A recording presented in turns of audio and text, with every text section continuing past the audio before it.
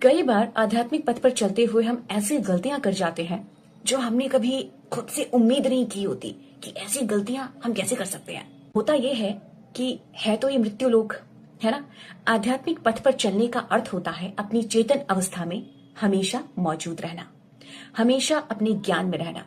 लेकिन मृत्यु लोक में क्या ऐसा हो सकता है? अगर आप आध्यात्मिक पथ पर चल रहे हैं तो बेशक कभी न कभी तो आपकी बुद्धि भ्रमित हो ही जाएगी, जब राजा परीक्षित की हो गई तो। और जब बुद्धि भ्रमित हो जाती है तो हम ना जाने किस प्रकार की गलतियां कर जाते हैं, और जैसे ही अपनी चेतन अवस्था में वापस लौटते हैं तो हम चले जाते हैं ग्लानि में, गिल्ट में, कि यार ये कैसे हो गया हमसे, हमने ये कैसे कर दिया, हमने किसी व्यक्ति को ऐसे शब्द कैसे बोल दिए, हमसे ये गलती कैसे हो गई। होता है ना ऐसा, कई बार हम कुछ व्यक्तियों को भी ऐसे शब्द बोल जाते हैं जो उनके लिए भी भरोसा करना मुश्किल होता है कि हमने उनसे ऐसा कैसे बोल दिया, और खुद से तो हमें उम्मीद ही नहीं होती। और ग्लानि में जाने के बाद हम पश्चाताप की अग्नि में जल रहे होते हैं।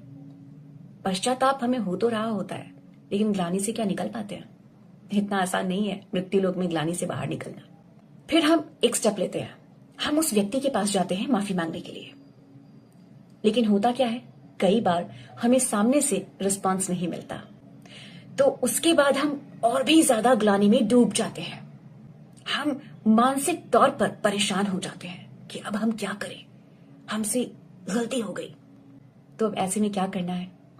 ऐसे में हमने जैसे कुछ ऐसे शब्द बोल दिए जो अनएक्सपेक्टेड था उस व्यक्ति के लिए और हमारे खुद के लिए, तो हमें उसकी सोल से माफी मांगनी है।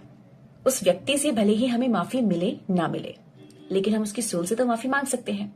तो यहां मैं शेयर करने जा रही हूं प्राणा वायलेट हीलिंग प्रेयर्स, जिसको पढ़ने से आप उन तमाम व्यक्तियों की सोल से माफी मांग सकते हैं जिनको आपने कभी ना कभी शब्दों से ठेस पहुंचाया, और अपनी सोल से भी आपको माफी मांगनी है। मैं वो प्रेयर भी यहाँ पे शेयर करूंगी, क्योंकि कहीं ना कहीं गलती करके आप अपनी नजरों में भी गिर चुके होते हैं।